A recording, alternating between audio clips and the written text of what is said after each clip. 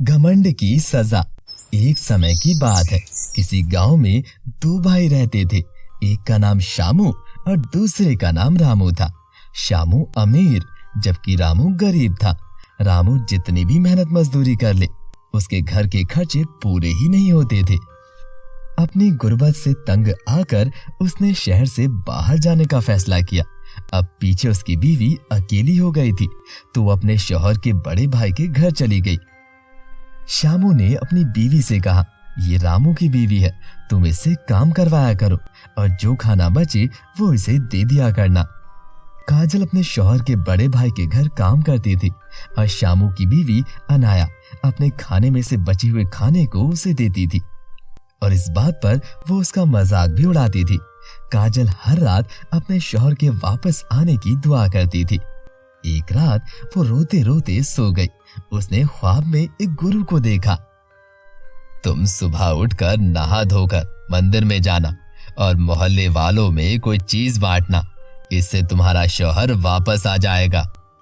सुबह को काजल उठी और नहा धोकर मंदिर पूजा करने चली गई और उसने लड्डू बनाकर बांट दिए। वो एक लड्डू अनाया के लिए भी ले गई।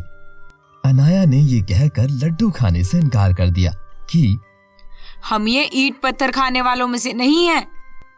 काजल दुखी मन से वो लड्डू वापस ले गई। अगले दिन उसके शौहर भी दौलत लेकर वापस आ जाते हैं, जबकि दूसरी तरफ अनाया जब सोकर उठती है तो वो देखती है कि उसके घर का सारा सामान, खाने पीने की चीजें सब गायब हो चुकी हैं। उसे कुछ समझ नहीं आता। भूख से बुरा हाल होने पर वो देखती है तो उसे घर में एक सूखी रोटी मिलती है। वो दिल में सोचती है, इसको ही गरम करके खा लेती हूँ। और फिर अनाया जब उस रोटी को हाथ लगाती है तो वो गायब हो जाती है। अनाया बहुत हैरान हो जाती है। शाम उससे कहता है, चलो मेरी बहन के घर चलते हैं, कम से कम खाने को तो कुछ मिलेगा। जब वो जा रहे होते हैं तो रास्ते में उन्हें एक आम का पेड़ नजर आता है। अनाया शामू से कहती है, जाओ आम तोड़ कर ले आओ, ये खा लेते हैं। शामू आम तोड़कर ले आता है, लेकिन जैसे ही अनाया उसे पकड़ती है तो वो आम गायब हो जाता है। वो बहुत परेशान हो जाती है कि आखिर ये सब क्या हो रहा है। फिर वो शामू की बहन के घर पहुंच जाते हैं। शामू की बहन उन्हें देखकर बहुत खुश हो जाती है और उनके लिए खाना बनाती है, लेकिन अनाया के हाथ लगाते ही फिर से खाना गायब हो जाता है। शामू अपनी बीवी अनाया से कहता है, ये सब तुम्हारे साथ क्यों हो रहा है? रामू की बीवी ने कोई अमल किया था और लड्डू बांटे थे। वो मेरे पास भी एक लड्डू लेकर आई थी। मैंने ये कहकर खाने से मना कर दिया कि हम ऐसे ईंट पत्थर नहीं खाते। इसकी वजह से हम पर ये मुसीबत आई है।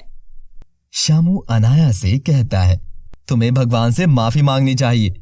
अनाया भगवान से रो रो कर माफी मांगती है और उसके बाद वो काजल से भी माफी मांगती है। फिर एक आम को पेड़ से डरते डरते अनाया तोड़ती है, लेकिन इस बार आम गायब नहीं होता। वो बहुत खुश हो जाती है। उनके घर का सारा सामान भी वापस आ जाता है जो गायब हुआ था और उस दिन से उन्होंने घमंड भी छोड़ दिया था।